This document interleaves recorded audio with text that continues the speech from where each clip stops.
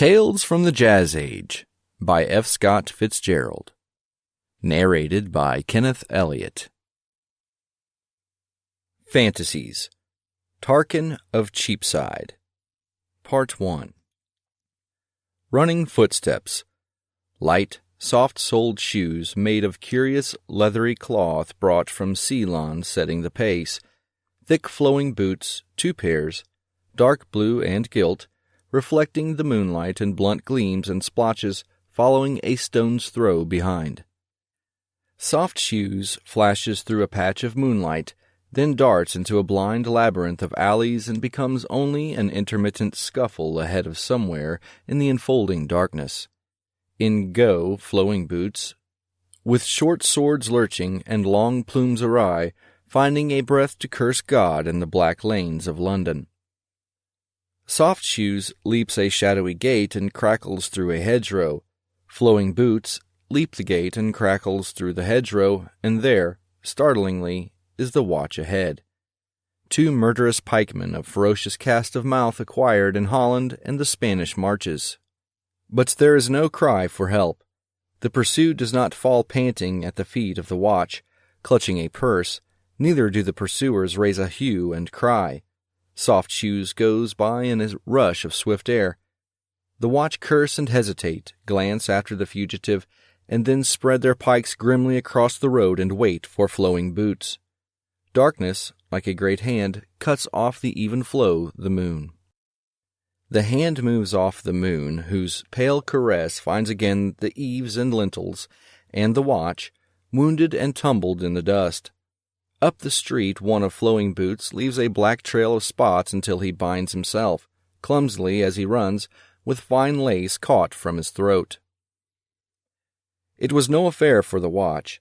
Satan was at large tonight, and Satan seemed to be he who appeared dimly in front, heel over gate, knee over fence. Moreover, the adversary was obviously traveling near home, or at least in that section of London consecrated to his coarser whims, for the street narrowed like a road in a picture, and the houses bent over further and further, cooping in natural ambushes suitable for murder and its histrionic sister, sudden death. Down long and sinuous lanes twisted the hunted and the harriers, always in and out of the moon in a perpetual queen's move over a checkerboard of glints and patches. Ahead, the quarry, minus his leather jerkin, now and half-blinded by drips of sweat, had taken to scanning his ground desperately on both sides.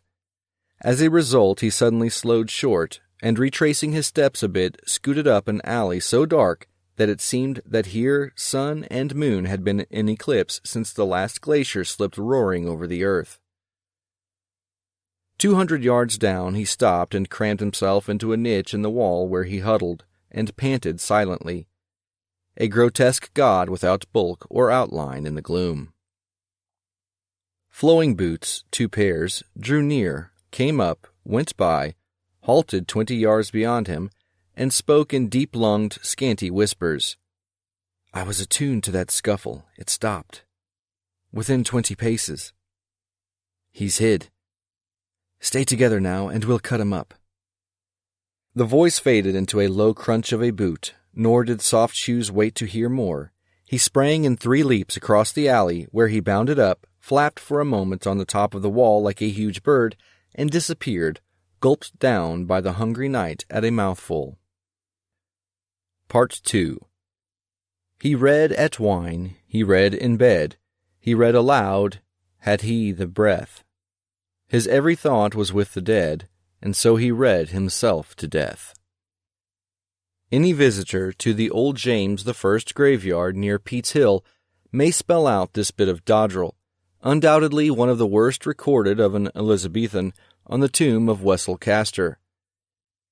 This death of his, says the antiquary, occurred when he was 37, but as the story is concerned with the night of a certain chase through darkness, we find him still alive, still reading.